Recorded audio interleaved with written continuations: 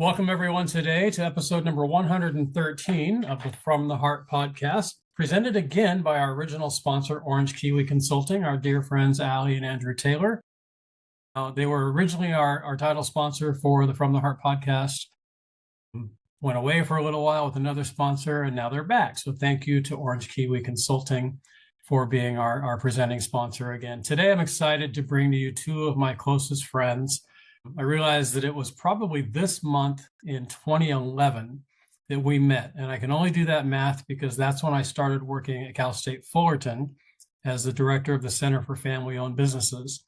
And Jenny and Katie, along with Dr. Joanne Norton, were the presenters that day, the day that I attended for the first time. And that's the day we met. So I remember well, May of 2011. As not only the first day I attended a family business program at Cal State Fullerton, but more importantly, the day I met these two amazing ladies that you're going to get to know. If you know Jenny and Katie, you love them. They are truly icons in the family business space and in the community and in the nonprofit service area as well, not just in Orange County, but worldwide. If you don't know them yet, well, then you're in for a treat. You're about to fall in love with two of my favorite people. So let me just tell you a little bit about each of them. The great profile stalking machine called LinkedIn. I could do this by memory because, like I said, I've known them for 14 years. I really feel kind of embarrassed to even put my glasses on and look at notes. But I'm going to just read because their profile says what they want people to know about them. So that's where we're going to go with this. So about Jenny, and a lot of this applies to Katie as well. In fact, I think all of it does, but I'm going to say it anyway. She lists herself as a second-generation entrepreneur and leader who is passionate about family business, customer insights, and strategic foresight. She's a family business advocate. She's a customer insights enthusiast, a forward-thinking strategist.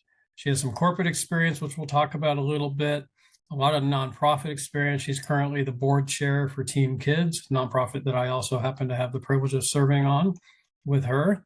About Katie, I love the quote she puts in here, and I'm going to come back to this, Katie. You're going to talk about this in a little bit. I believe in bold futures.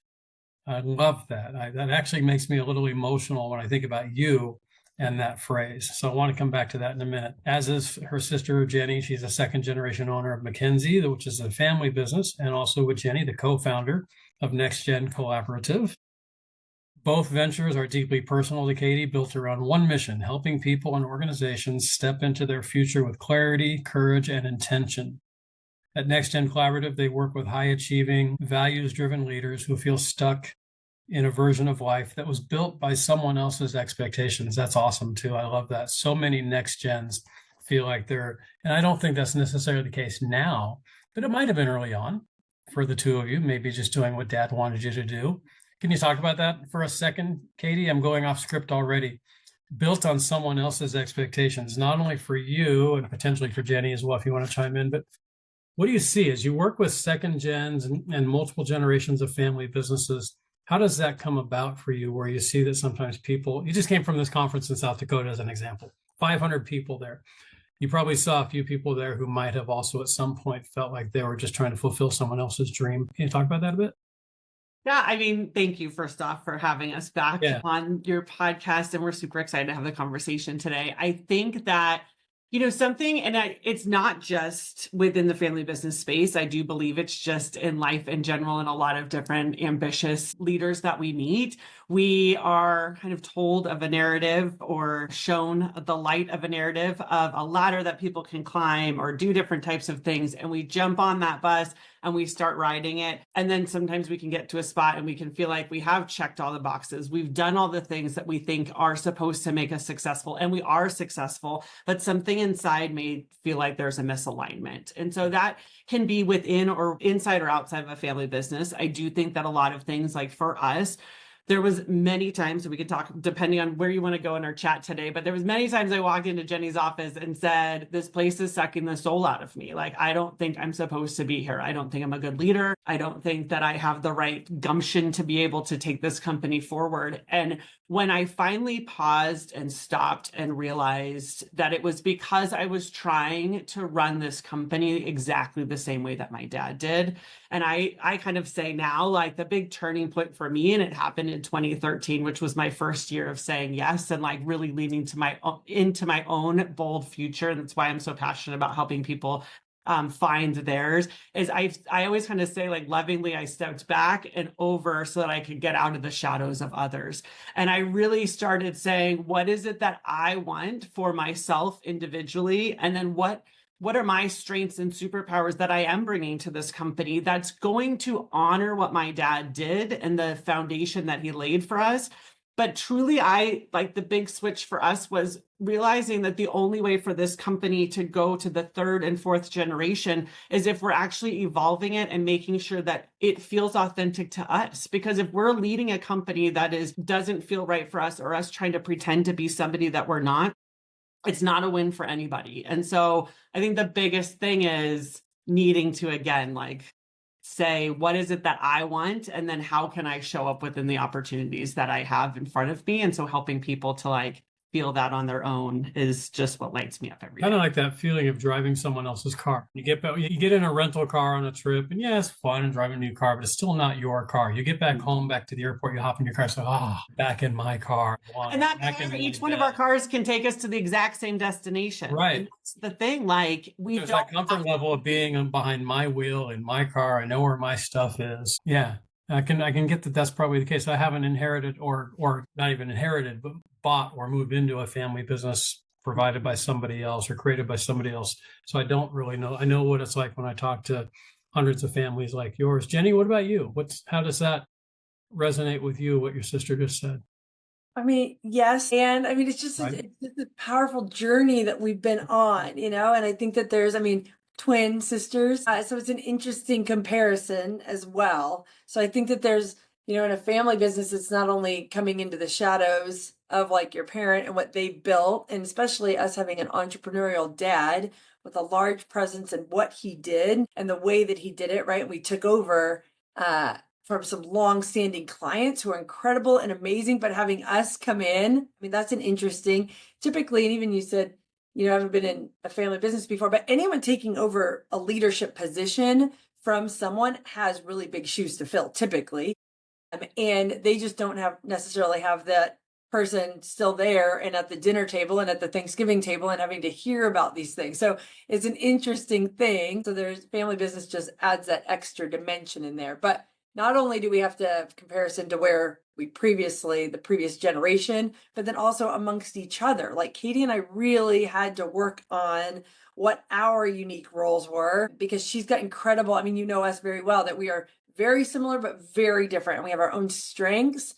And for us to finally get to a point where we really appreciated each other's strengths and what we had, and where we can get out of the way for each other to be able to shine. There doesn't have to be, we're co-presidents of our company, which we can get into, but that is a huge thing because we're not fighting for the top position. We both are fighting for the future of this company, and we both bring our unique strengths there. So it feels like, we're both doing a lot, running two businesses in the nonprofit world and being moms, very active moms and wives, friends.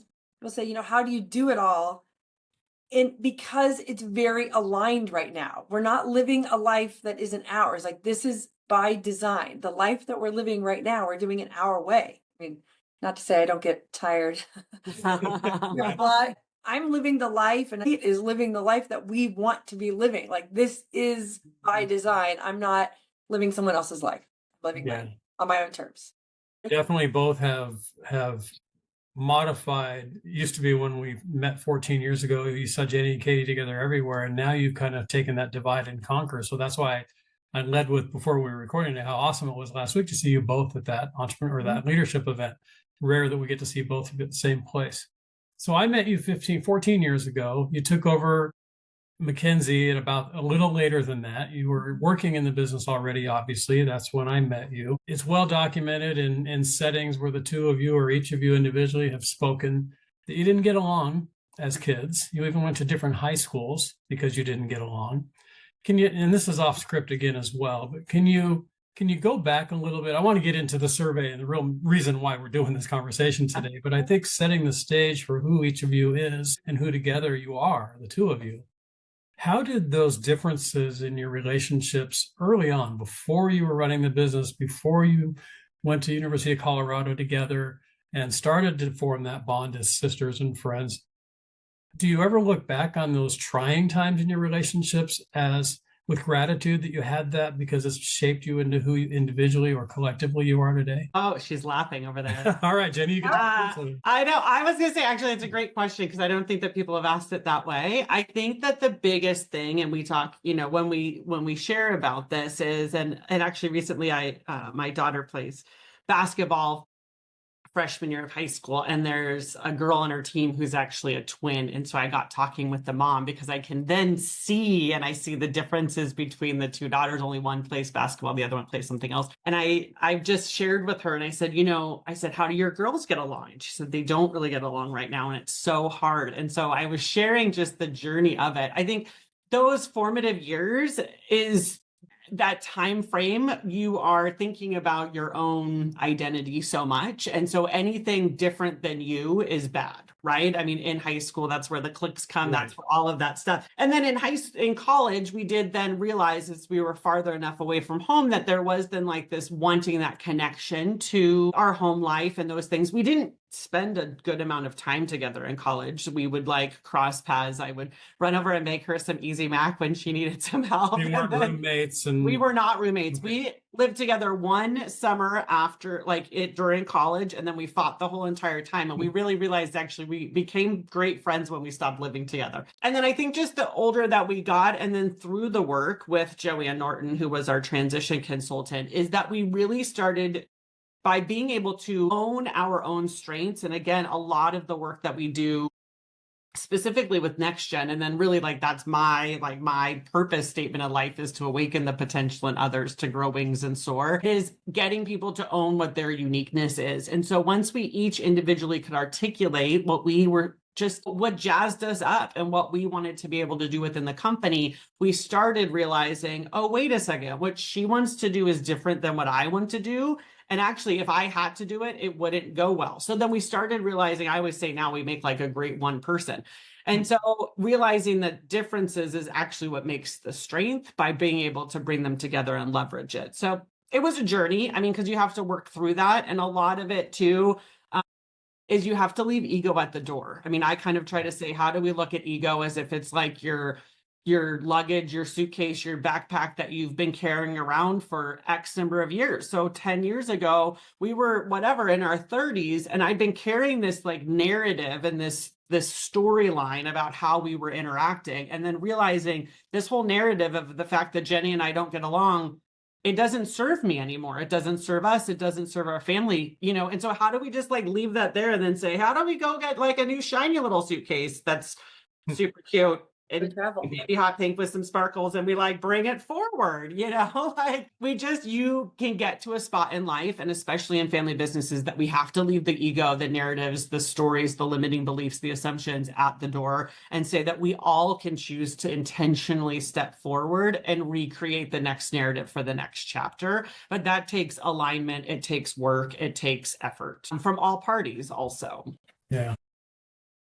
I think so. I mean, one of the kind of exactly what Kate said. And I think that the biggest thing is, that we put those old stories away, like, oh man, she was always this to me, or she was always that to me, or whatever. But now we and I think we talk a lot about now. I think Kate's the coolest person. Now I get to know her, who she is today. I'm so impressed. I'm so inspired, all of these things. So I just kind of put away the stupid nonsense that we did to each other in high school. We were mean to each other. Yeah. But moving on, we're adults now. And I mean, we obviously know how to push each other's buttons, but now I'm like, how can I meet this person who she is today? I mean, I'm not the same person I was 20, 30 years ago of what those things are. I don't know. I mean, I think it's a fun story to have been through. I will say we're third generation twins. So our grandpa's a twin. My mom's an identical twin. Amazing. And they went through the same elementary, through high school in the same class. So it was very interesting and very close. So my mom, I will give her credit, and both my parents, that they gave us space to say, you know what, if you guys need to be at your own schools, you need to do your own thing, which then actually even comes back even with working at the family business of letting us be our own people, that we didn't have to, and trying hard not to do the comparative thing. And because your sister's doing this, you need to do this, and pitting against each other. It's just not necessary. So parents play a big role in that. And our parents gave us the space to say, I mean, they did say that we had to share a car. So that was a little bit difficult that we'd forget every other week. It was kind of like the get along shirt, I think, but it was a get along car that we had to share. But they let us be our own people.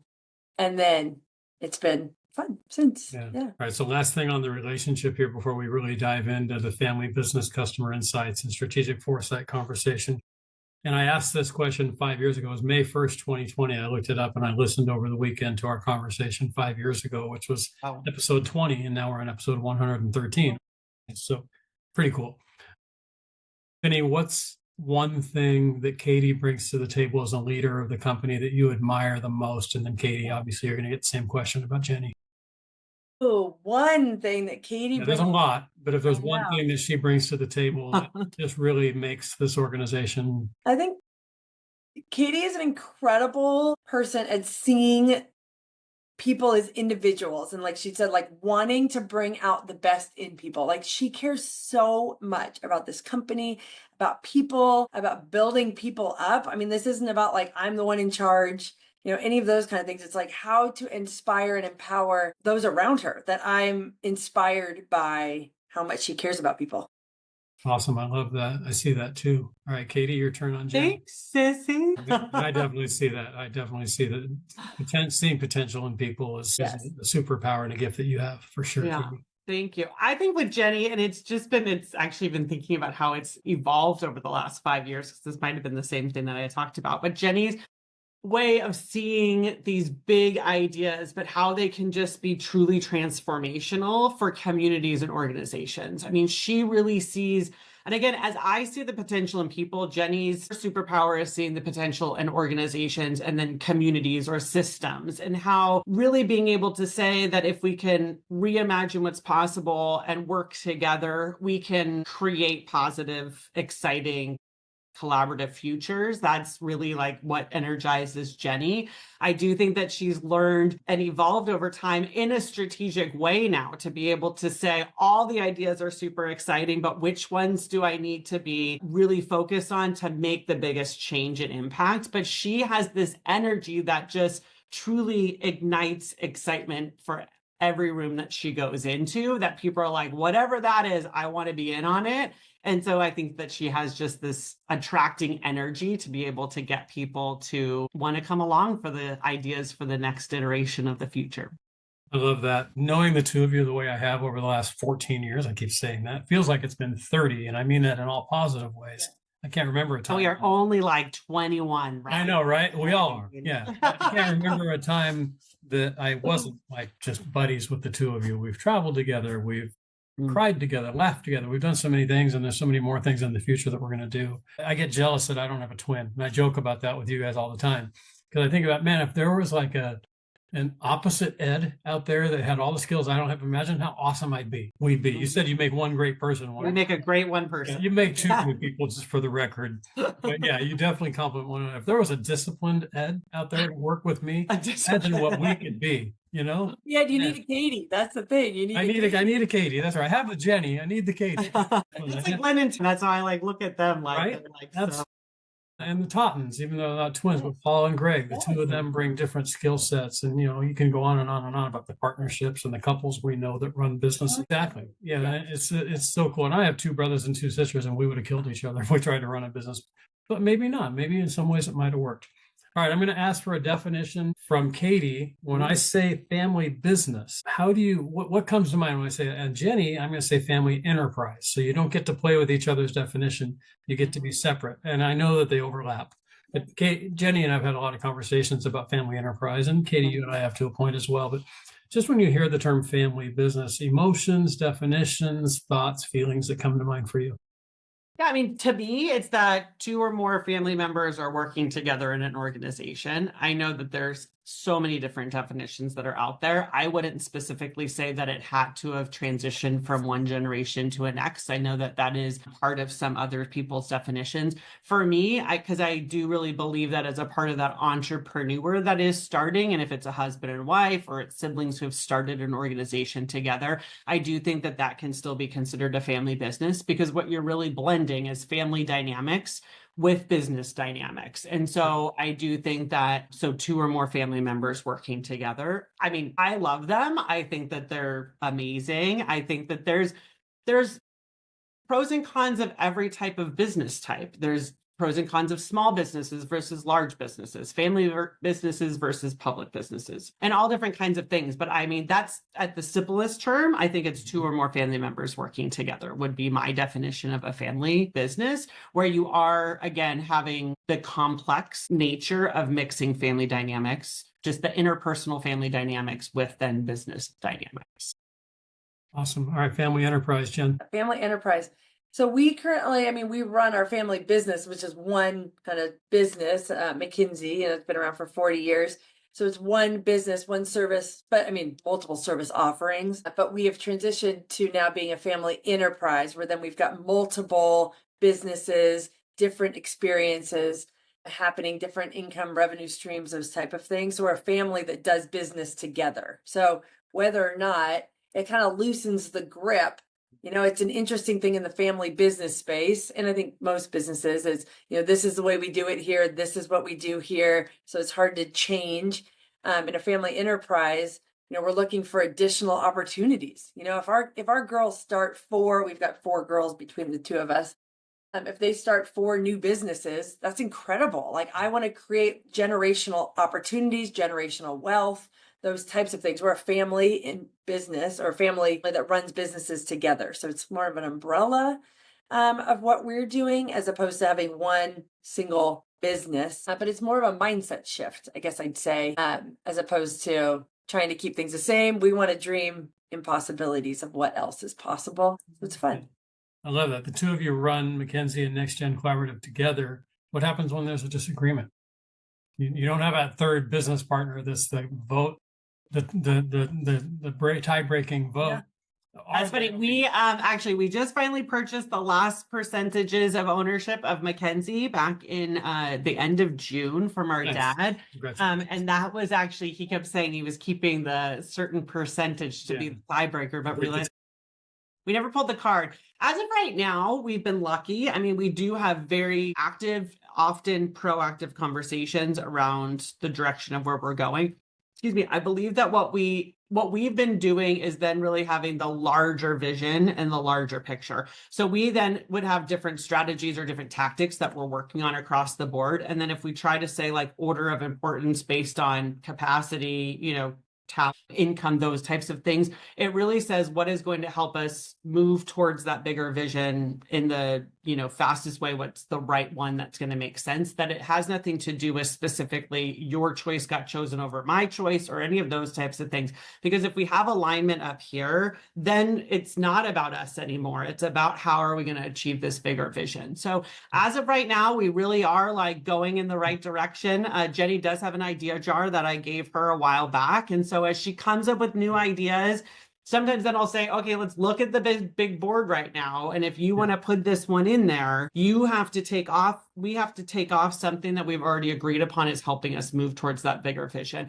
And then if not, then let's put it in that idea jar. It doesn't mean it's a bad idea for now. It just means it's not a right now. And so really, we've been lucky to be able to not hit, you know, bump heads too much right now. I think in general, outside of business, I mean, what happens the wild thing about this question to me is what happens when you disagree with your spouse? I mean, it's not like you have you don't ask your kids' opinions, right? Comes in. Like, what happens when you disagree? You compromise, you come together. And so what I've been realizing even now, I mean, the world is so funny with people with different opinions and different things on all sorts of level. I really work on of chunking up to understand. So like if we are disagreeing on the tactics, like what we should be doing or what's going on or a hiring issue or this kind of issue. And if we're not agreeing on something, well, let's chunk up to understand, right? So then, or till we get to something that we agree upon. So Katie and I have the same long-term goals. And so it's like, okay, well, I want to spend money on this new marketing thing. Well, we need to be spending money on this type of infrastructure, information, something that we're doing. Okay, well, what is our priority? So we're disagreeing of where we are, or this is the way our messaging needs to be. Okay, well, what can we agree on? Okay, once we can agree here, let's get on the same page. Then typically when we go back down again, then we can understand. Then we know we're both coming from the same spot. What we're doing, like, oh, okay, you know what? Actually, right now, this is a priority, knowing that we want to do. So if ever I have a disagree with somebody, I mean, we continue to go head to head, it doesn't make any sense. Come up a level. Yeah. And that's that art of negotiation where you really identify, okay, where do we agree? Yes. There might be 10 points and we agree on 7. So let's focus start there. on build on those 7. Okay, we don't need to keep talking about the 7. We know we can agree because we agree on those. Yeah. So we know we can come to terms. Right. So no, that's an excellent point. I hadn't thought of that. I'm going to stop asking that question of you guys because it's just like a couple. When my wife and I have a disagreement, well, she wins, but I mean, the wife usually does. But in this situation, but yeah, you're right. I mean, it means that, we see things from, and oftentimes it's that old 1 + 1 = 3. Yes. You may have We're all humans. I mean, that's the thing. The best idea might be something neither of you thought about, but collaboratively. And I think that, I mean, I think it's a great question. And I think it's a good question, at least to bring up in a conversation to be had, because I think a lot of people think like, well, what are we going to do? We can't have, I mean, we've been told multiple times, you can't be co-presidents. Right. It's not going to work. You can't do these things.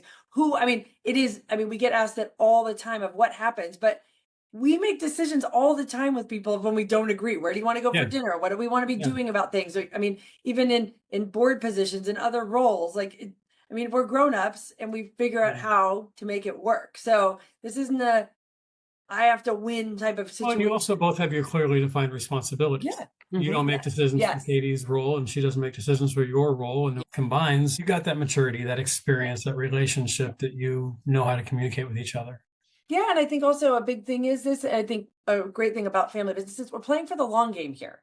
That is the thing, like me winning this argument right this very second, like in the bigger picture of things, like this is not for the short term what we're doing here. Like we are playing the long game. And so, okay, the next quarter, next month, next year, we'll figure that out. Like, I think it's great, but that is the beauty in a family business is we're in it for the long haul here. Yeah. Yeah. Awesome. I appreciate that. All right. I want to make sure that we get to the core of this conversation here. Talk a little bit about strategic foresight. You guys, I've watched you guys start this journey, beyond this journey. It's been exciting to hear about it from each of you. And I still, even though we've had a lot of conversations and I've observed from day one, I still don't really understand it. I mean, it's not like you're fortune tellers and predicting the future. I think one of you posted recently about that. That's not what it means. But can you just define, either of you, what strategic foresight is, how you both ended up on this journey? Which of you kind of started the journey and then brought the other one in, or was it mutual? First of all, the definition of it. What is strategic foresight for those that don't know, like me?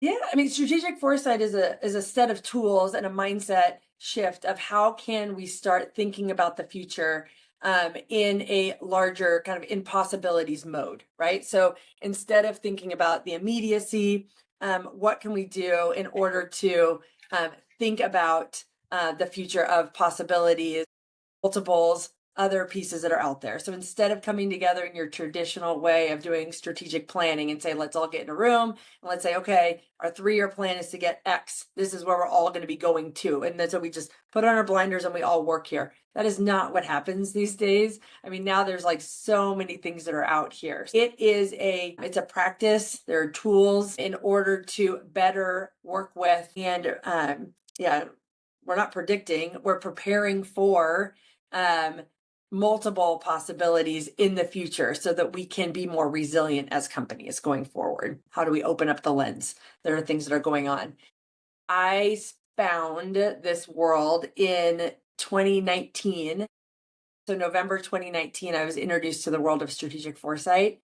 I've always, as Kate said, I've always been a thinker that in every room that I'm in every job, I'm always like, there's got to be a better way. Like, what if we thought about something different? Like, shouldn't we rethink this? Like this idea of this is the way it's always been. This is what we're going to do. Like just predictable type of things. I'm like, but that's not the way the world works. I mean, there's so many things out here. And how do we start proactively looking at the trends and the patterns that are happening out here and the whispers that are going on to start saying, you know what, instead of just trying to control, in a world, there's so many things here. There's so many things going on. And we keep talking about the speed of change and all this stuff. And so it's like, well, how do we control and how do we become more efficient? And how do we get in line? Like that is not happening. We're not putting the genie back in the bottle to make things perfectly aligned and everybody's the same. That is not going to happen. So how do we put things in place, we can ebb and flow and grow and dream about new ways of being. Like, it's so exciting and possibilities. Anyway, I was introduced to this world, went to a training up in Portland, Oregon in person, November of 2019, met people from all over the world in all different industries. It's incredible. People that I met came back, talked to Kate all about the future, and that it was amazing and epic. And I wanted to live in this playground. She was like, that is great, but we are dealing with the here and now, running this business. I don't know what you're talking about. Put it in the idea jar. And then Kate, then the pandemic hit. And Kate was like, and I think for me, I then was like, what was that thing that you were doing again? And so I think, the biggest thing, what I have learned that I love about it is that because my brain is more operational, administrative kind of systems process, there are practices and tools, as Jenny said, that then can be repeatable. So you can figure out like whatever your focal issue is. If you say the future of play, or it's the future of organizational identity or something, and then you can start doing certain tools, using them to then be able to scan what's happening and relating it back to your focal issue. You can do implications wheels, you can do probability matrix, you can do different types of exercises. But I've realized that it actually is a systematic process that you can go through. And so through the workshops that we do, it really is, we aren't the ones who are teaching somebody to get their master's, but you can actually get your master's in foresight at the University of Houston. It definitely is a practice that's been around for a really long time. I think the biggest thing, even as Jenny said, and something that I've really learned now is, and again, based on the times that we're in today and that we've been in the last, if you think that the last time that we did a podcast was May of 2020. Like, that's mind blowing. So I would just started my training. So I did my training and was certified by the end of 2020. Because I was like, there were organizations that had something like this on their radar. Now, we're not going to help everybody pick like what's the next Black Swan event that can happen and like take our whole entire global systems down in the way that COVID did for us. But it's starting to be able to say, what are these different pings that are happening out there? And creating, our big thing is if we can actually slow down and create a little bit of space to be able to take some of these pings and we bring it back and we say, what might happen? And so again, it's suspending disbelief for a little bit and saying, if this one thing we're hearing about actually became a reality, what would that look like for our business in 5 years, in 10 years, in 15 years? And then you can put that over here and then you hear something else and then you do that same exercise. If that became reality, what would our business look like in 5 years, 10 years, 15 years? And it's kind of thinking about it from as a rubber band. You're stretching your ability to problem solve and think in ways of possibilities that may never actually happen. But then whatever happens, because life is life and something's going to happen, you're more resistant or resilient because you've already stretched your way of thinking and you've gotten out of that tight closed box of this is the way that we do things here. And so it is creating space for the in-between. I keep saying right now, I'm no longer there, but I'm not there yet. And so it's this more it is creating space for the in-between. It is a different way of thinking. And so we understand that as people, they're like, what are you talking about with foresight? But we believe that right now is the time that people are having to think a little bit differently. And so if we can just have more collaborative conversations where we can pause and challenge our own assumptions, our own limiting beliefs, the lenses at which we think about things also creates the way that we see the future. And so holding space to be able to understand how people on our teams think about the current, think about the future, and being able to unpack underneath that is extremely valuable in building resilient, curious teams as well. So there's a lot of different things that are mixed in there, but I think at the synthesis level, we're all about opening our minds to infinite possibilities, which can feel overwhelming or extremely exciting, depending on which side of the coin you want to look at. Yeah, I think of the phrase, I'm not the man I'm going to be, but thank goodness I'm not the man I was. And you can replace man with woman or company or family or whatever. We're not the organization that we will be someday, but thank goodness we're not where we used to be. Jen, I stepped on you. What were we going to say? No, it's okay. I was just going to say too, because I know that people say I think it's cool in concept, right? Like this strategic foresight, but I'm not really sure. I mean, just to kind of even put a bow on it and even some other stuff I know we were going to chat about, but this work is incredible for change management. Like if you're trying to get your team to change and you need to know like, where do we need to be? What needs to happen? Like, how do we get through these biases and assumptions? So in change management, innovation, every company, I mean, I think we did something maybe even pre-pandemic was about like staying relevant, be relevant, stay relevant. It was right like, before the pandemic, February of 20, we did yes. at Cal So State. companies want to innovate, but like if we keep the same way of thinking and we're like, hey, we should innovate, we're only going to be inching forward. So how do we open up? I said like take off the lens. So change management is amazing, innovation, and then really of like how can we transform our companies to be different and to like get excited of where we need to be. It's also incredible for personal development. Yeah. You're kind of like, I'm not really sure where I want to be now. I talk to people and even in family businesses, well, I guess this is the way it is. Well, no, what if we like, let's just imagine, let's just suspend disbelief for a minute and say, but what if we reimagine what family business could be? What if we turned everything on its head and thought about it different? The amount of conversations that we have with people are like, I never thought about it that way. I never even looked at it from this lens. Like that's what strategic foresight lets you do, is open the doors. We're not trying to be more efficient, effective, putting together our spreadsheets or this kind of stuff. What we're doing is reimagining what's even possible. And for companies that want to survive going forward, this is the work that needs to be done.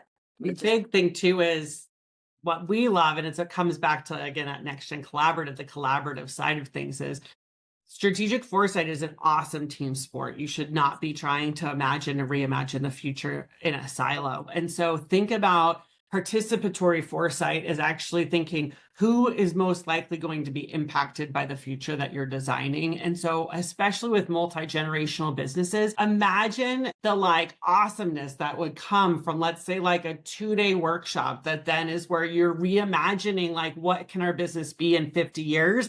And you bring kids, like from kids up to grandpa or whatever, and the married in, and the this, and the this, and you are doing some like really cool exercises where you're ideating not to solve the problems that exist today, but we say like, what is the world going to look like in 50 years? What is anything, like not even starting with where our business, like the role of the business. The big exciting part of it is actually put your business aside for a little bit. Imagine what the world's going to look like. And then you say, what are some of the problems, the challenges, the struggles that'll exist in that world? And then you backcast to say, then how does our business fit into the vision that we see up there? Like how do we need to involve? Instead of starting here at the lens of which you're like looking at things through that might be a little small and more like limited, stretch way out there for a little bit and then imagine that and then work backwards to say, how do we want to play a role in it? But having the voices and the ideas, I mean, especially kids, they have the coolest ideas. Now, we then could say there's no way that could happen, but there's some little nugget that could be like the coolest spark of something that could be. And that's like that kind of stuff just super geeks us out. Like we get super excited about thinking about multi-ton thing of steel can't fly, and now it does. Light, you flip a switch and a light goes on. That was impossible. Now it's something we don't even think about and take for granted. If we flip the switch and it doesn't go on, what happened? So yeah, there's everything. And looking at the history too. I mean, looking back at the, Jenny, you mentioned in the intro, and I failed to mention it too, that McKinsey is 40 years old this year.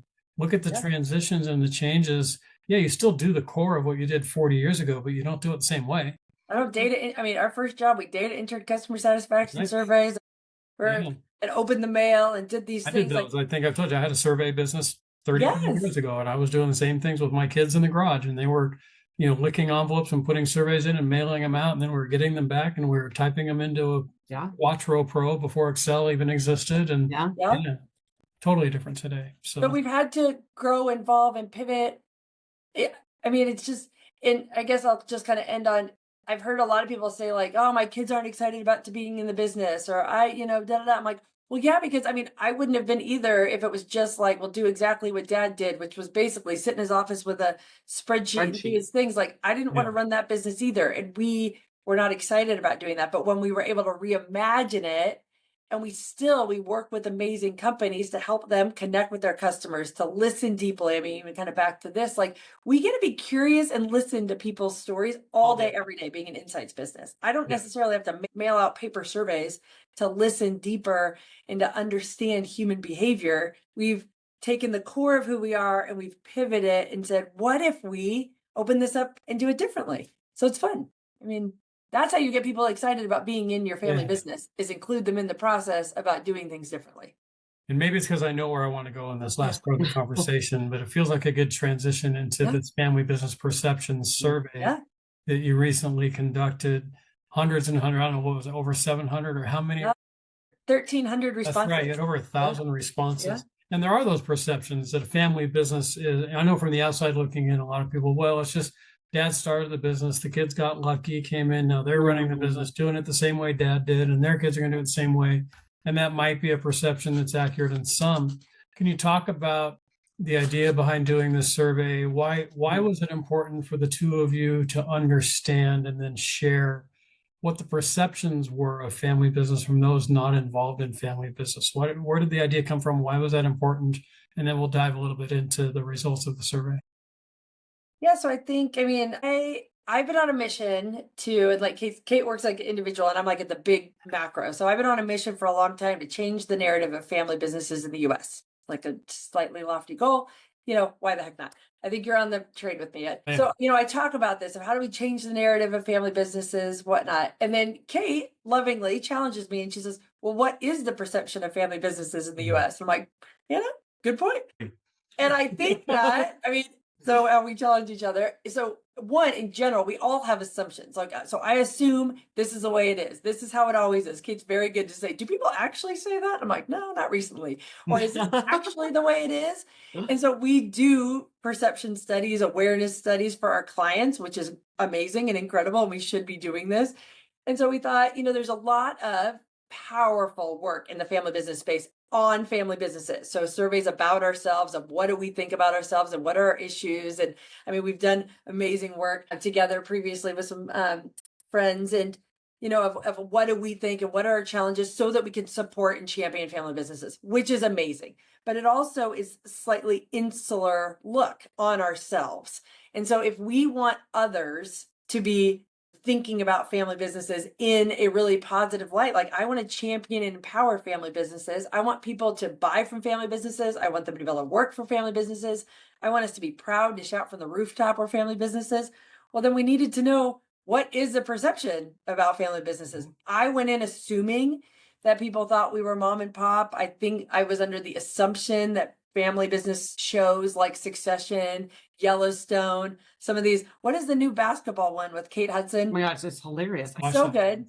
On Point. Reminding me of the Lakers situation. Running Point. So good. Any family businesses listening that have not watched it, so funny. And so there is narrative out there about family businesses and the infighting and how it is. And so anyway, the impetus was, Kate said, well, let's go out and see what the perception is. We're a research company, is what we do for McKinsey. So NextGen and McKinsey came together and did a survey. And we said, why don't we go out and ask the general population? And we had a screener in there that said, if you currently are an owner of a family business or own family business, we excluded them because we thought that would kind of skew the narrative a bit. And we went out and we asked, we said, okay, how do you associate with family businesses? What do you think about them? How do you compare them to public and private? And there were some really cool things that we saw out there that we can get into, but that was the impetus of it, of what exists. And there's a few pieces that might tie into this, but one of the research pieces that are out there a lot is the Edelman Trust Survey. And they do a big trust study, and every other year or something, they put in a question about family business. So that people trust family businesses more than they trust others, but there wasn't a lot of deeper information. So that's where our survey came in to go a bit deeper. So you said some cool results. Let's talk about what were some of the first things, anything that surprised you in the data that you gathered? I think, a lot of it was validating our hypothesis and assumptions. And for us, and then Jen, you can get into some of the maybe more specifics there. I think the biggest thing for us too then is, as we're out talking to family businesses and really saying, and we've done again some partnerships of partnering with branding companies and saying, share your story, share the uniquenesses about you. And it's interesting, we broke the study up into 3 different categories. So the builders, so ages 18 to 39, the navigators, ages 40 to 59, and the mentors 60 up. It's different than the Gen Zs, Gen X, those types of millennials. just mainly based on how the survey results were coming in. So again, the builders are the younger navigators, kind of midlife, and then the mentors. And so it was interesting seeing the differences in what stood out to them. And that really, we see some tremendous opportunities for the builder generation to be able to start highlighting what matters to them as consumers and also what they're looking for employers. We stand for those things already authentically, and we maybe need to share them better. And so we're hoping with this report that we can then inspire, based on the data, we can inspire family businesses to be able to actually share more about their authentic truth. I mean, sharing your story doesn't mean that we're all sharing everything behind the curtain. That's not what we're asking family businesses to do. If the younger generations want to work for companies that are socially conscious, that give back to their communities, that offer all sorts of different diverse employment opportunities and what they offer in terms of culture, we're already authentically doing that. Sometimes being the best kept secret with those is not actually serving you right as you are looking out there for recruitment and those types of things. So, I mean, again, a lot of it was validating some of the hypotheses that we already had. I love that, the builders, the navigators, and the mentors. I'm in that mentor category based on your age now, which I think you've always been a mentor, Ed. Thank you. I don't know if I think that's. I don't mean that you've always been older. Right. No. It is kind of how I see my role. My role is because I'm not driving the car, so to speak, using the analogy from earlier in this conversation. I'm the one kind of, watching. I'm watching the entire race with a lot of drivers and a lot of cars. Yeah. And I can talk individually to each driver and say, here's what that car up in front of you is doing. Here's what the car behind you is doing, where you may just be seeing out your windshield. I can see the bigger picture of the whole race. And that's the value that I try to bring, among other things that I try to do. But thank you for that. I love those three definitions of the builders, the navigators, and the mentors. What did you see a significant difference in those three? I'll call them generations of how they perceive. So the younger generation, what they see family business is, the middle generation, and then the old folks like me, what we see. Anything stand out between those three generations and how they perceive family business? One thing that what I really loved, there's a section in here because we asked, what they top traits for family businesses, and it was like dedicated, honest, trustworthy, those kind of things up at the top, which was fantastic to see. There was another question down when we asked a few different attributes, and we compared them to family business, private, and corporate. And one of them was about, we thought, not fantastic, but that overall, I think it was best employers for career growth. So it was lower. And I think I was kind of pulling up the public companies. So overall, as an aggregate, it had said 40% said that public companies was the best place to be for career growth. Family business was the lowest at 27. But when we started digging into the results more, what I thought was interesting was the younger generation actually sees family businesses as better for career growth, which was amazing to see. I mean, there's so many things that are happening in the world where I think some big corporate isn't necessarily, you don't get a job, you don't stay forever, you don't get the pension, you don't do these types of things. But what I was hopeful about, and I thought it was pretty cool, is that the younger generation, I was trying to pull this back up, the mentors only saw 19%, but the younger generation was 31%. So there's a pretty big gap of the people that said that they see family businesses as good for career growth.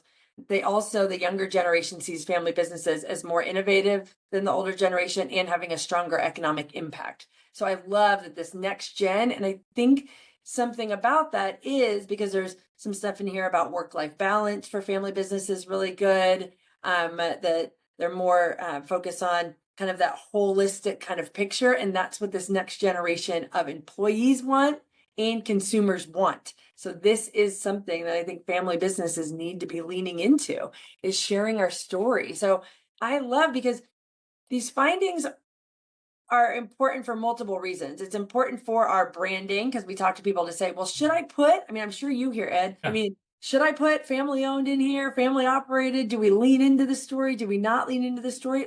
Yes, in the way of telling the things that matter to people. So we need to know what matters to people. What is the perception? Because we have the ability to influence the stories that are being told truthfully. We never say what we're not. But as we're doing employee retention or employee bringing people in. And that's not just family members. Do they want to come in? But that's really high level people. Do they want to come work in a family business? Because sometimes I hear, well, if there's no career growth because I can't get that top position, right. which again, manufacturing. exactly. Again, though, that's reimagining what's possible because you've worked for, and there are plenty other family businesses that have non-family CEOs. Right. So we have to change the narrative that it doesn't mean just because you don't have that family name that you can't be at the top, that you can't be having innovation happening. I mean, someone wants to come in and run McKinsey. Fantastic. Let's go. So but if we keep this narrative going that it's not a great career growth, then we're not going to get our next generation leaders to come in, family, and we're not going to get other high quality folks to come in to want to work for us and then people to buy from us. So how do we lean in? I think that there's something very interesting there. And you and I, or all of us, know so many incredible family businesses that are doing it the right way, that are giving back. I mean, the fact that when you think about family businesses, one of the lowest things was the corporate social responsibility and giving back to their community. That makes me very sad. Yeah. Like, and it's probably very opposite of that from the families we know anyway, in our little circle here.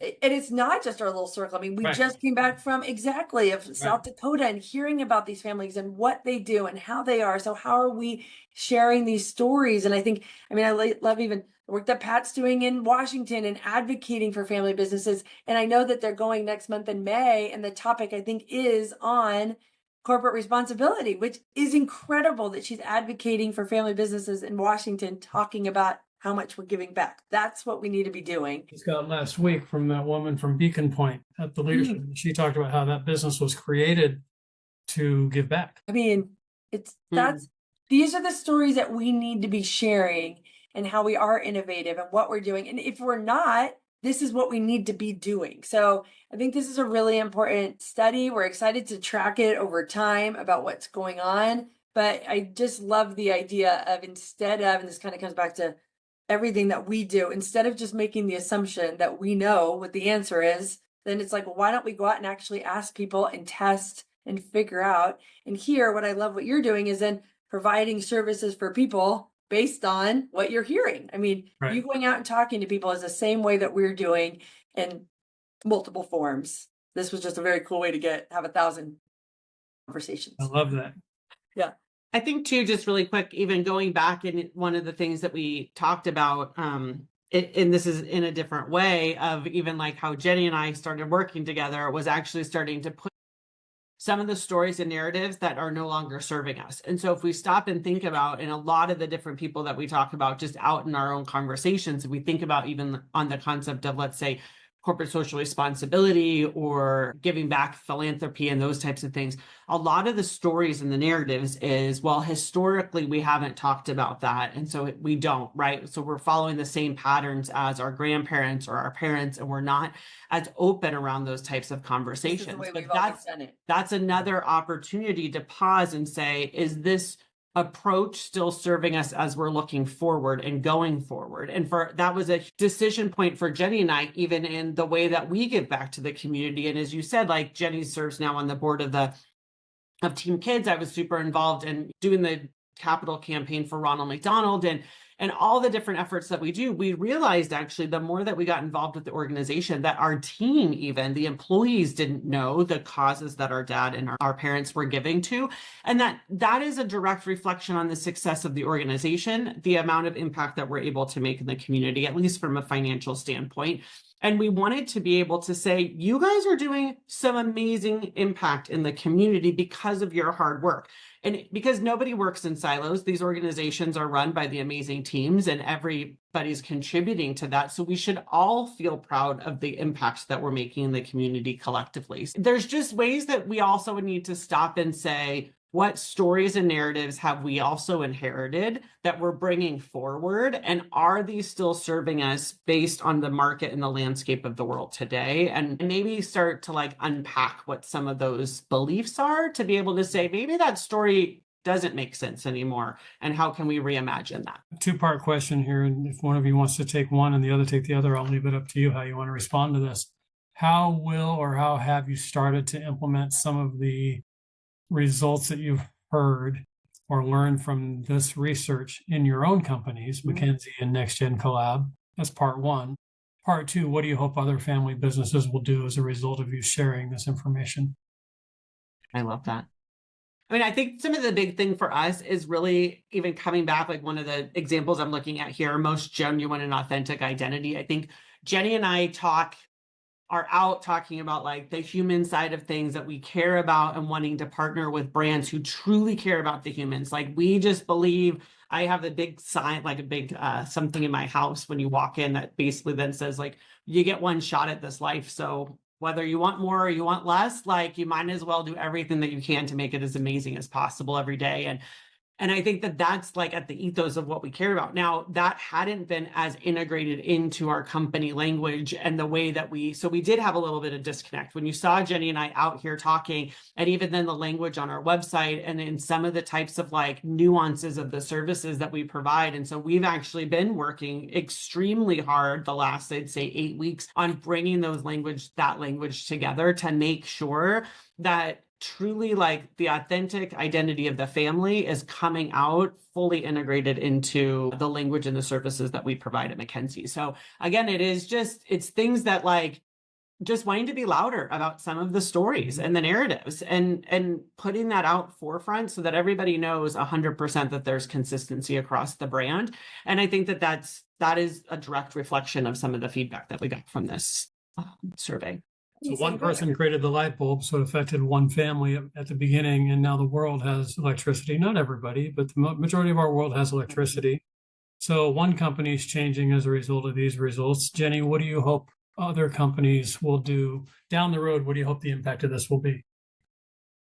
I think now is the time for family businesses. Like it's so fun and exciting. Like I want to change the perspective of this. I mean, I love like working with like entrepreneurs and helping them think long-term and generationally about family businesses. How do we get, family businesses to be thinking like, how do we then spin off other businesses? I mean, talking to young people, they're like, oh, I want to do my own thing. Well, why can't, I mean, Kate and I are a well-funded startup, right? So we're like, how can we be innovative and changing and doing? And I want people to be excited and proud to work at family businesses. Family members and non-family businesses. I want to be hearing stories all the time, which I think you're doing with this podcast. I mean, you are the biggest champion of family businesses there is. And I just think that there's something incredible. So we need to be sharing our stories. I mean, that's what we've been doing as well is, going out and talking about what we're doing and sharing other people's stories. I mean, that's what I hope that we're doing is shining the light on the incredible businesses that are running our company, our country. I mean, our communities, our state, our country. Like we just heard the radio flyer guy. Oh God. I mean, Robert. So good. So good. And I loved that he was so open and vulnerable there. I mean, he was sharing his story. I mean, how they do and what they do was amazing, but vulnerably opening and talking about his story as well, that this is hard. I mean, running a business is hard. Being in a family is hard. Doing them both together is hard. Yeah. But knowing and being there in South Dakota, I mean, that conference was so incredible to be in a room with 400 or 500 people that were solely there from like to learn from each other, to support each other, to grow. Like, how do we have more of this? We're all learning and growing from each other. Like, that's how we get better. I want to have this conversation. I want everyone talking about family businesses. Like, that's what I want. We can only do that's it. All. That's all. You don't have much in the way of what you really want. How do you? I mean, I hate to ask this question of two young people like you. I mean, you fall into that men. Thank you. We'll take the young person. We are not in the youngest bucket anymore. Yeah, you're that navigator generation right now. We are the navigator generation. You're the builder in some ways because you're building this brand new next gen collaborative. But let's think long term. And I hate to use the Stephen Covey, what do you want on your tombstone? Because that sounds so morbid. That's from 7 Habits of Highly Effective People. But how do each of you want to be remembered? When all is said and done and you've hung it up and that family member or that non-family member has come in and has taken over and running McKinsey and or Next Gen Collab, or you're just not, you're Tam Nguyen, who's now not involved in the day-to-day of advanced community college, but he's still very much in the family picture. When you're not in the day-to-day anymore, what do you hope your individual, let's Katie start with you. What do you want not your company, but Katie Rucker's legacy to be? And then Jenny, I'm going to go to you. Yeah, I mean, I think it goes back to, which is repeating from what I had said earlier, with my purpose statement being the awaken the potential in others so they can grow and soar. When I work with, I mean, I love coaching. I love working one-on-one with people. I have like a coaching client that I just seeing from where he started, he's not in a family business. And so actually we don't coach only family business next gens. We really coach kind of anybody who really is wanting to say, I believe that there's something more for me and I don't know how to get there. When I see the transformation that he's gone through and his confidence, we just worked together to get him onto a board of advisors for a local nonprofit, seeing him out and seeing him lit up and like truly living his life now, seeing him, I've met his wife and seeing she talks about the transformation that he's gone through. It brings me so much joy. And now like we're not even working together. I said to Jenny, I'm not looking to like walk side by side with somebody forever. I want to spark that in them because I truly believe that we all have the potential to live our big, bold futures. We have to just learn how to listen to the inner whisper. We have to listen to what's in our heart, and we have to like believe enough in ourselves to be able to do it. So for me, if I could just spark that and that people can really be like running out there, living their life. I don't care what it is that people are doing. I mean, I'm not looking to like help people quite like 100x their business and like go unicorn status. That's not my like forte, you know, but like if that's what you want, that's your jam, then that's the right person for you. But because anybody's future should be whatever it is that they want. And so or how you do it, not what you do. Yes, it's just, I want people to be able to like look in the mirror and like feel that they're living in like total alignment with what lights them up. And so for me, that's it. It's just, if I could have opportunities to have chats and conversations with people all day, every day, to like spark that, to be their hype person and like just jazz them up about the potential of their future, like bring it on. I can do that all day, every day. I love it. Yeah. Excellent. Jenny, how do you want to be remembered? I don't know. I was like, that's pretty cool. I'll take that. That is pretty cool, right? Yeah. Can I just like copy and paste that into how I do that? Love that. I want people to be, you know, excited. I mean, Kate, I feel like awakens potential with like in them, like of like, hey, what's stirring? Like what I love is I chat with people and it was like, oh my gosh, but what about how about this? And then they can make things bigger and more exciting. Like, you know, like God, I never even thought about that of what this is. So, I mean, I love walking into rooms, inspiring people and then moving on. And then I look back and I'm like, oh my gosh, look what happened. Yeah. And then they've transformed systems and grown these things and like bring people together. Like I want the world to be better because we were in it. I want people to feel better about the amazing work they're doing. People want to do good work. People want to, I mean, that's the thing. And so how to then unlock this, I don't know, it could kind of keep it maybe just to end. You know, in some family businesses, we talk to people and they're like, you know, I can't get in. My dad's upset, you know, like, and I can't figure this out. But I'm like, well, what if we just stop pounding on this door? And what if we went around this way? And we're like, oh, there's a whole other way of a bunch of other ways in. I mean, then stop trying to bang your head against that door. Maybe that's not what we're supposed to do. And then at the end, they're like, I never even thought about that. And then magic happens. So Jenny's on a mission to help people have more I hadn't thought about it that way ideas. I hadn't thought about it that way. I hadn't even thought, when they're like, I hadn't even thought about that. I didn't even know that was possible. And then they go and they soar. So I want magic everywhere. That's I keep picturing this. I don't know where I saw it, but a guy who runs up to a chain link fence, he's being chased and he's trying to get up over the fence. And finally, after climbing the fence, his shirt catches on the top of the fence and tears and he falls to the other side, kind of limps away.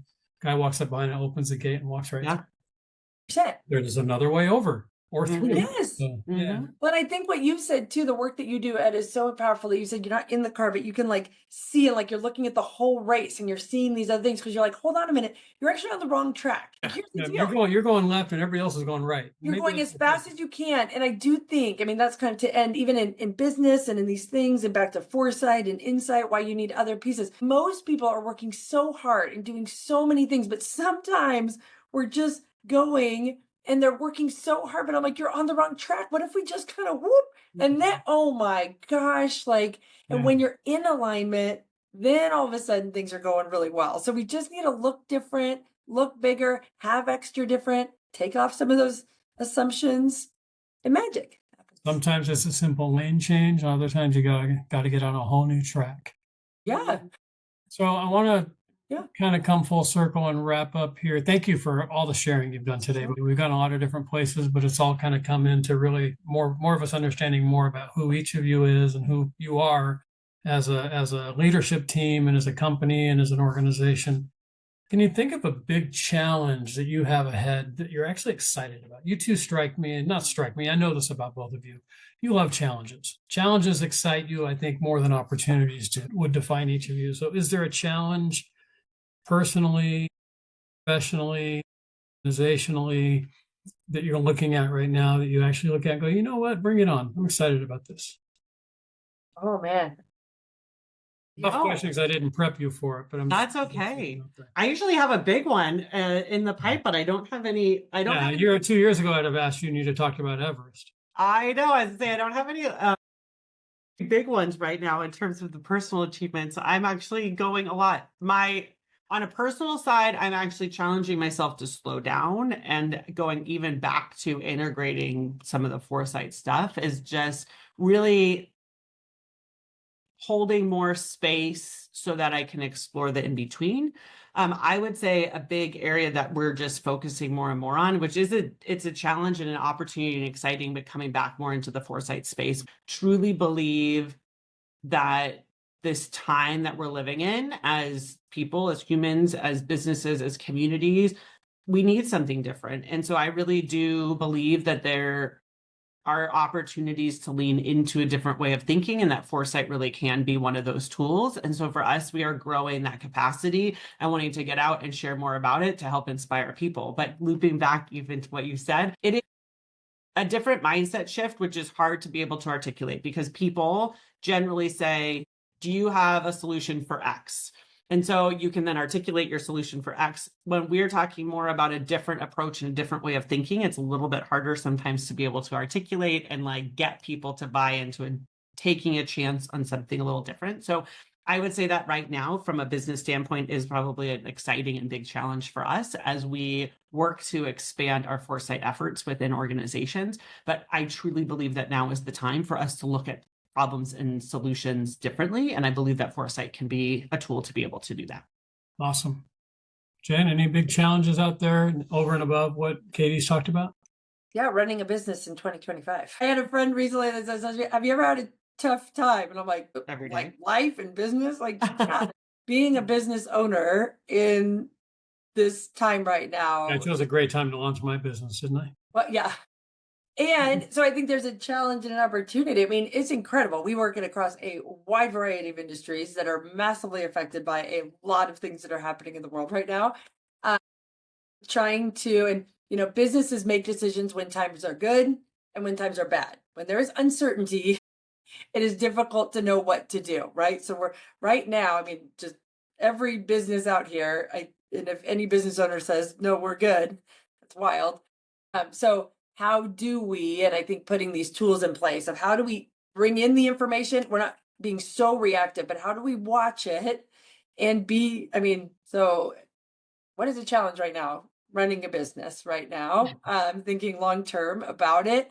I also think that we cannot get in this spiral. So how do we keep our ears up for opportunities? Like out of this, businesses need help, people need help. What are they doing? And that's part of us slowing down to listen. I mean, and coming all the way back to 40 years ago, our business was started when a client said, or when somebody said to my dad, I have a problem. And he said, I can help with that. So right now our ears are up.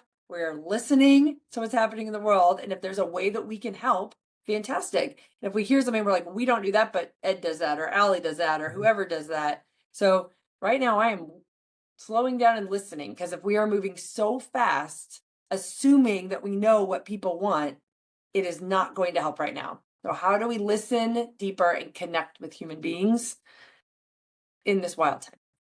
So what's the perfect client for you on the McKinsey side? And then Katie, I'll ask you on the Next Gen Collab side. Yeah.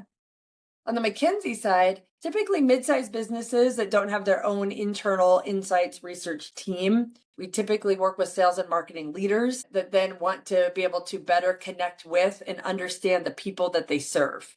Typically, there's a larger purchase where they're going to have a lifetime and be there with a while, not like a one-off purchase. So I want to work with companies that truly care about people, that are innovative and growing, that are big enough that they have a team, but not so big that they have their entire team as everything pulled together.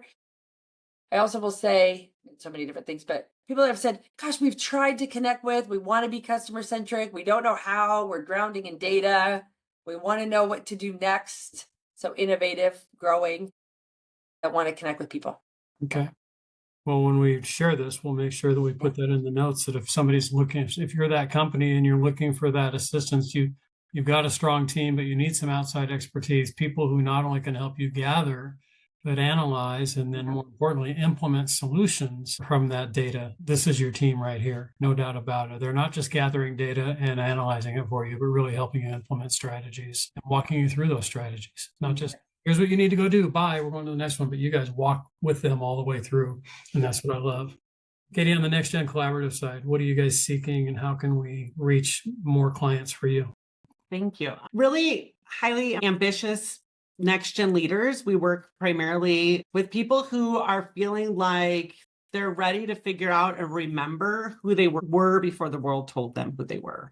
And so a lot of times it's going to be people who have, again, checked the box of like, all these things should say that I'm successful, but they're feeling a bit of a disconnect of what they thought that they would be, kind of feeling what they thought happiness would be based on checking all of these boxes. And so really with that, we then help them acknowledge what their reality is today, unpack some of those limiting beliefs and outdated narratives. We help them stretch, again, using tools of foresight, but for personal growth and development, help them stretch and dream and imagine. I mean, I never thought that I'd go to Everest, right? So, I mean, it's just, there's a world of opportunities out there if we hold space to listen to what's inside of our hearts. And so really it's people though who know that they're made for more and they just haven't been able to figure out what that is. And so kind of at the end, we want to help people be able to imagine their own legacy story. So what is it that they want? Like your question that you said at the end, what do they want their narrative to be? So that then when they're mapping out the rest of their story, they use that as their North Star. So again, kind of people who know that there's some sort of misalignment between kind of maybe what their life looks like on paper and what their heart tells them that they really want. Awesome. What question did I not ask today that you were hoping or anticipating or wishing I would have asked? Anything you want to share that we didn't touch on before we wrap up? I got two last questions before we do those. Love that. I don't know. I mean, the first thing I was thinking about is kind of just even now that I'm like reflecting on the fact that 5 years. So how have we changed in the last 5 years? So Jenny's going to be like, why are you asking these questions? No, May 1st, 2020. Today's May 5th, 2025. So 4 days ago. That is, I mean, it's wild to think about and just to think about things. And I just even, I mean, a lot of just reflection of like, for everybody, for any of us, I mean, I've been working really diligently since like the end of last year through this year. It's actually like working on healing the nervous system. I think we as a society need to like heal our nervous systems and things like that. I've been talking, a lot of you follow me on LinkedIn, like I'm obsessed now with like a silent tea ceremony, which is so crazy. I wasn't there last week, which was my first time missing a week in 5 months, but I felt the difference. And so really, again, that is leaning into things, that slower pace of life, because the world is so fast and loud. And so that's even just like a total transformation from like who I was, I feel like before, but that's actually just listening more and more to like what my heart says that I need today. And so like learning to be able to do that. And I think I want to be able to inspire other people as individuals to do that. And I think also inspire even companies and brands to be able to know it's okay to slow down right now and just create space for the ideas and the thinking. The amount that can come when we slow down is so powerful. And so it's having to honor that need and that desire to be able to do that. So I think that's been like a huge difference in change of like who I am, because like who I was 5 years ago was charge, like really hard hitter in personal and professional life. And I'm fundamentally different than I was 5 years ago. No, I love that. I've alluded to the book once before. Back in the 90s, I read The 7 Habits of Highly Effective People by Stephen Covey. I went through a training, became a facilitator, trained it at the companies where I worked. And that seventh habit of sharpening the saw, which was talked about now, 31 years ago, which wasn't a new concept then. Mm-hmm. And for 31 years, we've been saying the term sharpen the saw. And that's what I'm hearing you sort of say is sharpening the saw can be sit on the lounge chair in the backyard with a cocktail in your hand by the fireplace watching a basketball game, which a friend of mine sent me a picture of recently doing, and I've done recently. It could be reading a book. It could be working on the business, not in the business, but we're going to sharpen the saw today and have a day where we just work on the business. We're not going to answer phone calls. We're not going to do all the work, but we're going to think bigger about it. Or we're going to just go for a drive or go have a silent hour having tea or whatever. There's so many different ways to sharpen that saw or to step back and have more white space on the calendar, like one of our speakers talked about last week at that leadership event we attended. Jenny, what about you? Any questions you wish I would have asked or topics we would have talked about that we didn't touch on? I think so. Changing the world for the better, magic, all the things. I think we covered a lot here. So how do people reach you? If they want to talk more about this survey, they want to talk about Next Gen Collab, they want to talk about McKinsey, they want to work with you in any of those areas, best way, Katie, first of all, for them to reach you? Yeah, I think Jenny and I both are extremely active on LinkedIn. So I would say probably jump over there through LinkedIn. You could then link over to both of our websites and be able to connect with us. So we're just super active over there. So I think LinkedIn would be the best way. Excellent. Well, the name of the podcast is From the Hart. You answered this question 5 years ago when we did this interview the first time. I thought about asking a lot more, how have you changed over the last 5 years? But you talked about that over the last hour. So I think that's already been asked and answered without having to ask the question. And this question has already been asked as well, and you've addressed it a lot in this conversation, but I'm going to ask it specifically. I think 5 years ago, Jenny went first and Katie wrapped up. So I'm going to flip it this time. Katie, Rucker, what's in your heart? My heart. I think right now, my biggest thing is every day I'm waking up and trying to figure out how I can sprinkle joy and happiness out into the world. I just think we need more of it. And so I am looking for the joy and happiness every day. I want to bring joy and happiness to others. And so I just really think is focusing in this time that we're in right now is how can we focus on the good? It's my biggest thing. Jenny Dinnen, what's in your heart? I think the same thing. I listened to a song. I don't know who sings it, but it's called I am light. I am light. I've been listening to that in the morning. I'm I am light. I want to bring light and joy. Similar to the world. Really what's on my heart. A lot of it, I have 2 young girls. I have a 13-year-old and a 10-year-old girl. And I feel like right now I want to show them what good leadership is, how to be a good human being, how to, I want to model for them what I want them to be. And so I want to inspire next gen leaders to give back, to show that we can be win-win leaders, that we can grow passionately, that we can do things. We need more kindness and love and really fantastic leadership. And I want to be that for my girls. And I want to show them that is what is on my heart recently, of how to lead in an amazing, compassionate way, and that you can still be successful by doing it this way. So I'm proud of the work that we're doing in the way that we're doing it. And it makes me proud. That I hope my girls are proud. I love it. Now, as the host, I get to reserve the right to ask one more question. And I don't do this very often because it's very infrequently that I interview 2 people at the same time, let alone co-presidents or co-leaders of an organization. I asked at the beginning for each of you to talk a little bit about what you admire about the other person. So I'm going to close going back to that. But what I'm going to ask Jenny first, and then Katie, you will get the last word. I'll get the last word. But Jenny, what's one thing you hope for Katie? Oh my gosh. Oh, that's a big question. What do I hope for Kate? Oh man, I'm gonna cry or something. Oh, that's a good question. I hope that she finds peace in, that's a big question. You're gonna make us cry. I'm probably asking it, but she is such a gift to the world. That I'm hopeful that people see and get to be what she sees in them. Oh no, Ed, don't. I know. You're gonna have to cut this whole part. I'm gonna have to edit this part out.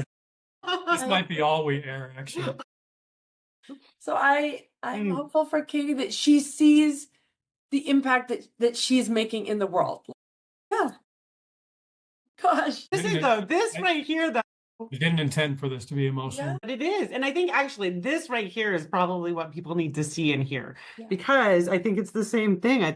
I hope that for Jenny, that the impact of the positivity and that she can make in communities and businesses can actually be like continue to be seen, and like her vision for like the good that can happen. I mean, we will all be exponentially better if we could create the communities that she envisions. And so I hope that those opportunities keep coming, because fundamentally we can change the way that we interact and the way that we serve people with her ideas.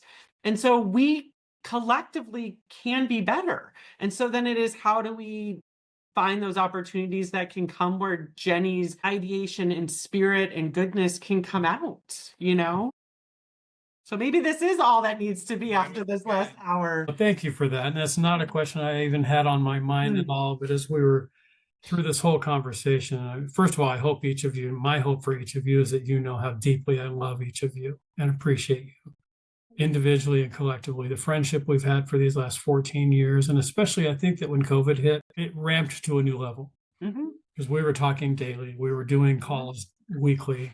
We were figuring out how to help the world. We were figuring out how to help the family businesses that we serve, figuring out how to help each other. You've been there for me and my family. I've gotten to know your spouses and your kids. And my hope is that each of you just know how loved you are in the community and how people respect you, admire you, look up to you. And, I really do. I see it. Two of you. That's why I was so excited when I got to see both of you last week. So used to seeing one of you or the other at an event. It was just such a thrill to get to see you both and see how people respond to you. That, for me, it's really cool to watch how people respond to two of my best friends. It's pretty cool. Well, thank you both so much for this hour plus. It's been a great conversation. Hopefully our listeners and our viewers will truly feel the heart and the love that these two individuals have for the work that they do for each other, for their people, their team. I was going to ask them about their teams. Amazing. They've got an amazing team. I know many of them. Thank you again to Allie Taylor and the Orange Kiwi for being our sponsor again.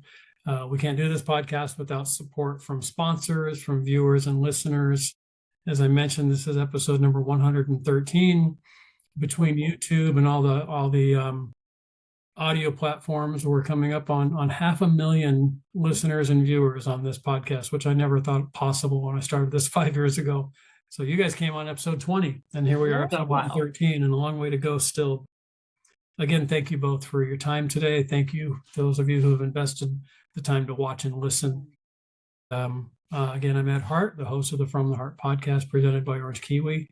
And you have a lot of places you can spend your time, podcasts you can listen to. Trust me, I know there are a lot out there that I listen to. And I'm just grateful that you chose to listen to this one today. So thank you very much. And Jenny, Dinnen, Katie, Rucker, my love and blessings to each of you and your families, and keep doing what you're doing. You're making a huge impact in this world. So thank you.